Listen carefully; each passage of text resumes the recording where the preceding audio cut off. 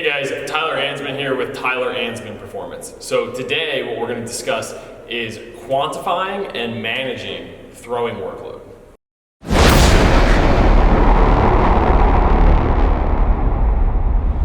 Alright, so I think workload a lot of times is kind of gets to be a confusing topic because of what's often seen in terms of the professional sports level, right?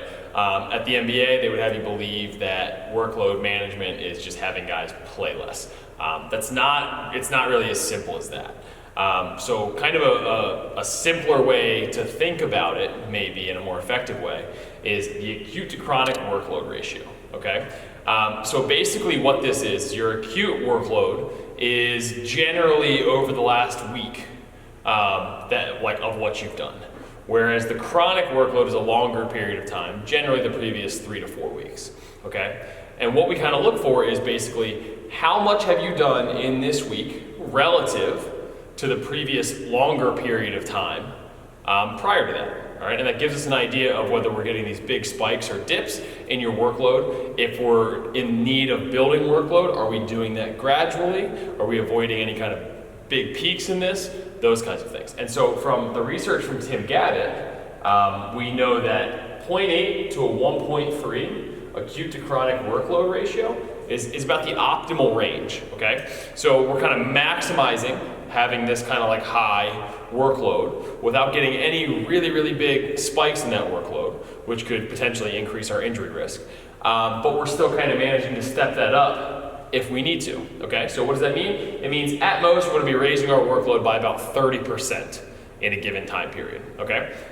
When we get that workload above 1.5, so meaning we're increasing it by 50% or more, we see a very sharp increase in injury risk, okay?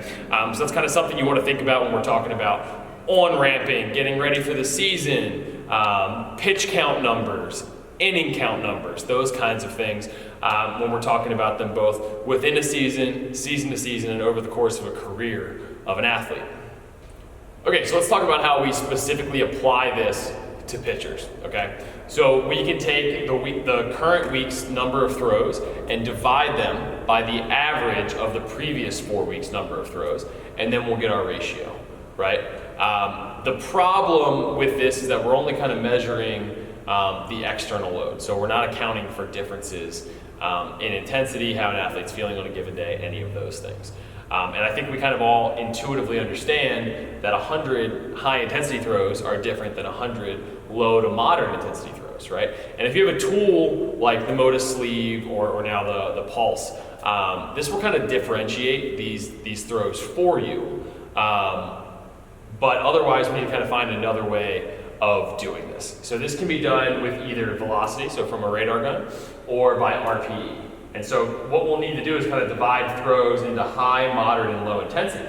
And you can see we've kind of done that here, right? So high intensity, 90% or greater of peak velocity, the RPE range being 8 to 10. All right, moderate intensity, 70 to 90%, 6 to 7.5 RPE, low, 50 to 70%, and 4 to 5.5 RPE. So basically what you'll do is you'll divide your throws up as high, moderate, or low intensity. And so like we could have a specific throwing day where we know it's gonna be a high intensity day, so we'll take that number of throws and we'll just multiply it by this RPE range, right? And then we'll get arbitrary units. And we can get kind of more in depth with this as we go, but that's a pretty good starting point, is using RPE and number of throws to start.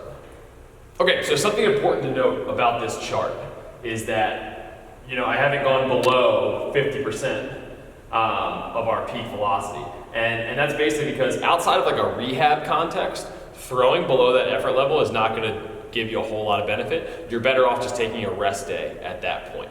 The other piece to this is that RPE and velocity does not tend to linearly scale. We know this from research. So what I've done is I've deliberately kind of lowballed these numbers over here, especially in the low to moderate intensity ranges, because if we're having one of these days, we don't want to creep into the high intensity range where we're just impacting recovery negatively and not able to kind of like attain the volumes that we're looking for from these type of days, or in this case, get like the recovery benefits from it, right? It becomes too hard to recover from that because of the greater stress that we're kind of creating on those days. So I deliberately lowball the RPEs to kind of make help people kind of stay in the desired ranges.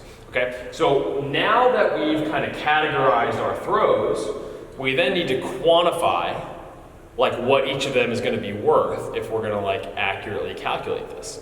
So basically from here, within a throwing session, you'll divide up your specific kind of numbers of throws into high, moderate, and low. And this won't be too hard if we're talking about, you know, a high intensity throwing session, for example. Really outside of the planned, you know, ones that are going to be measured on the radar gun for that day at max intensity, the rest are not going to be high intensity throws. So that makes that part pretty easy, and then the rest you can kind of use your judgment on categorizing. But they're going to obviously impact that total number to a smaller degree than the high will.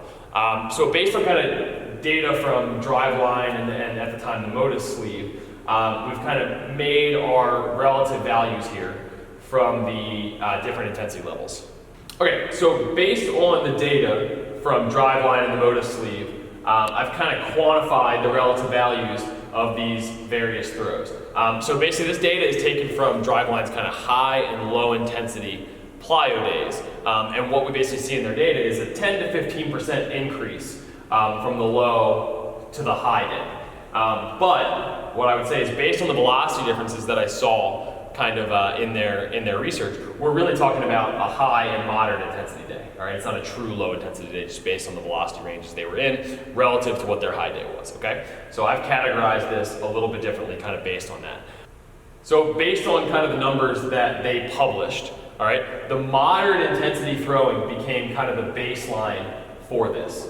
Just kind of based on the velocity range that we're seeing. The other piece to this is that most of a pitcher's throwing will be done in the moderate intensity range because it offers a chance to do a pretty good amount of volume, but because of the intensity that it's at, it also offers pretty good transfer to the high intensity throwing days that we're going to see when we get into competition and those kinds of things. So that's why that kind of sets the baseline here. Okay, so another note kind of about these numbers is that individual differences in absolute velocity will play a role here in terms of how stressful, especially a high intensity day is, right? For example, a 95 mile per hour pitcher, their high intensity day is going to be more stressful than a 70 mile per hour pitcher, right?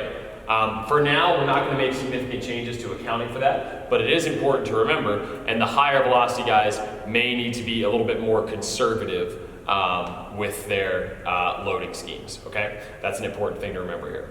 So what are the takeaways from all of this? Well, a couple of really important ones, okay? One, let's stay away from any really big spikes in our acute workload, all right? That becomes a significant injury risk. So back that up to the next piece. This comes to planning. So make sure that when we're getting into the season, we're not waiting for the last possible minute to begin throwing again. You need to leave adequate time to be able to accumulate the throwing volume and intensity required to be able to get on the mound, pitch successfully, and stay healthy, okay? So that's the other piece. Planning is really important here. Third thing is, stick to the planned volumes. Assuming that your plan is well organized and programmed by somebody who knows what they're doing, stick to those volumes for that day. They're there for a reason. Don't just go well beyond it because you feel really good on a certain day unless you guys have discussed that separately and are going to make the necessary adjustments around that, okay?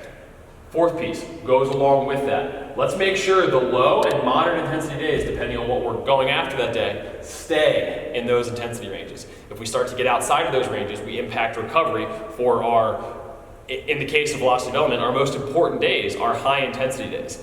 If we're not well recovered for our high intensity days, what's going to happen is our peak performance will be lower, which means we're not creating the same type of stress that we would if our velocity was higher, which means we're not going to get the same level of adaptation from that training session that we would otherwise, which means slower progress or no progress, okay? So those are all important considerations to keep in mind.